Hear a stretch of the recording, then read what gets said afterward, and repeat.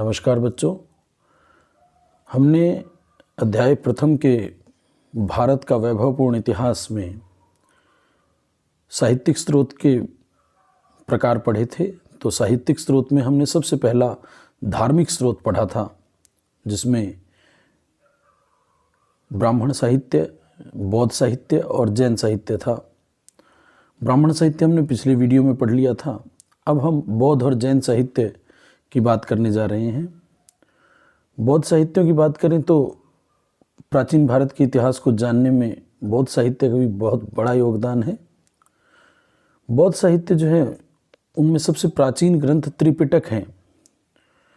त्रिपिटक बौद्धों का सबसे प्राचीन साहित्य है। त्रिपिटक की संख्या 3 है। त्रिपिटक में त्रि का मतलब 3 और पिटक का माने पिटारा या टोकरी से है। त्रिपिटक जो है वो पाली भाषा में लिखे गए। खास बात यह है कि त्रिपिटकों की रचना महात्मा बुद्ध की मृत्यु के बाद हुई, अर्थात सारा बौद्ध साहित्य बुद्ध की मृत्यु के बाद लिखा गया, क्योंकि बुद्ध तो मौखिक रूप से उपदेश दिया करते थे। बुद्ध ने अपने उपदेश पाली भाषा में दिए थे। तो त्रिपिटकों की हम बात करें तो त्रिपिटक बुद्ध की मृत्यु के बाद लिखे गए थे। त्रिपिटक पाली भाषा में है। इन त्रिपिटकों में बौद्धों के नियम और आचार संग्रहित हैं। त्रिपिटक 3 हैं: सुत्त पिटक, विनय पिटक और अभिधम्म पिटक। सुत्त पिटक, विनय पिटक और अभिधम्म पिटक। हमसे छोटे प्रश्नों में पूछा जा सकता है कि त्रिपिटकों के नाम लिखिए। तो सुत्त पिटक, विनय पिटक और अभिधम्म पिटक। सुत्त पिटक जो हैं उसमें महात्मा बुद्ध के उपदेश हैं। विनय पिटक में बौद्ध भिक्षु जो नियमों का पालन करते हैं बौद्ध धर्म के, उनके बारे में है। तो अभिधम्म पिटक में बौद्धों का दर्शन है। जातक कथाओं की बात करें तो महात्मा बुद्ध के पूर्व जन्म की कथाओं को जातक कथाएं कहते हैं। जातक कथाओं की संख्या 549 है। जातक कथाएं महात्मा बुद्ध के पूर्व जन्म की कथाएं हैं। खास बात यह है कि जातक कथाएं सुत्त पिटक से ली गई हैं। बौद्धों के ही साहित्य में मिलिंद पन्हो जो ग्रंथ मिलता है वो भी पाली भाषा में मिलता है। मिलिंद पन्हो ग्रंथ पाली भाषा में मिलता है। एक यवन आक्रमणकारी मिनेंडर और बौद्ध भिक्षु नागसेन के बीच जो वार्तालाप हुए उसे मिलिंद पन्हो ग्रंथ में नागसेन द्वारा ही लिखा गया है। यह ग्रंथ भी पाली भाषा में है। तो यहाँ मिलिंद का मतलब मिनेंडर है और पन्हो का मतलब प्रश्न है। मिनेंडर ने जो प्रश्न बौद्ध भिक्षु नागसेन से बौद्ध धर्म को जानने के लिए किए, वही ग्रंथ मिलिंद पन्हो है। इसके अलावा दीपवंश और महावंश भी सिंहली साहित्य यानी श्रीलंका का साहित्य है। यह ग्रंथ भी दोनों ग्रंथ पाली भाषा में हैं। महावस्तु बुद्ध का जीवन चरित्र, ललित विस्तार गौतम बुद्ध की देवीय शक्ति को माना गया इसमें, और मंजुश्री मूलकल्प, ये बौद्ध ग्रंथ हैं जो संस्कृत भाषा में हैं। अश्वघोष का बुद्ध चरित्र और सौदरानंद दोनों रचनाएं संस्कृत भाषा में हैं।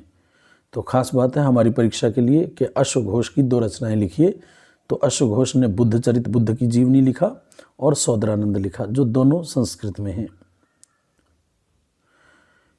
बौद्धों के साहित्य के बाद हम इतिहास को जानने में महत्वपूर्ण धार्मिक साहित्य जैन साहित्य की भी बात करेंगे। जैन साहित्यों को आगम कहा जाता है।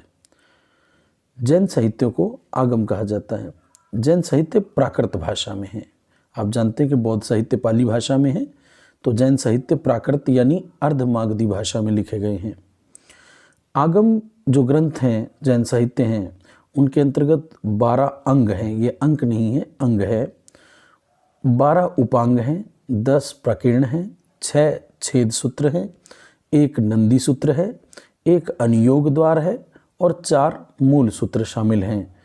तो इम्पोर्टेंट है हमारे प्रश्नों के लिए कि आगम के अंतर्गत कौन कौन सा साहित्य आता है। तो आप उत्तर में समझ लें कि आगम के अंतर्गत 12 अंग, 12 उपांग, 10 प्रकीर्ण, 6 छेद सूत्र, 1 नंदी सूत्र, 1 अनुयोग द्वार और 4 मूल सूत्र शामिल हैं। भद्रबाहु ने कल्पसूत्र ग्रंथ लिखा था और भद्रबाहु चरित लिखा था। तो हेमचंद्र सूरी ने परिशिष्ट पर्वण लिखा था। ये सब जैन ग्रंथ हैं। भद्रबाहु चरित जो है उसमें जैन भिक्षु भद्रबाहु के साथ चंद्रगुप्त मौर्य के जीवन की अंतिम घटनाओं का वर्णन मिलता है। तो भद्रबाहु ने कल्पसूत्र ग्रंथ भी लिखा है और भद्रबाहु ने भद्रबाहु चरित भी लिखा है। तो खास बात है कि जैन ग्रंथ में आगम साहित्य बहुत इम्पोर्टेंट है। इसके बाद हम धर्मेतर साहित्य की बात करेंगे। बौद्ध, जैन और ब्राह्मण साहित्य के अलावा जो साहित्य है वो धर्मेतर साहित्य है, जो हम अगले वीडियो में जानेंगे। तो आप इसे ज़्यादा से ज़्यादा शेयर कर लीजिए और सब्सक्राइब भी कीजिए, ताकि आप जो है समय समय पर वीडियो प्राप्त करते रहें।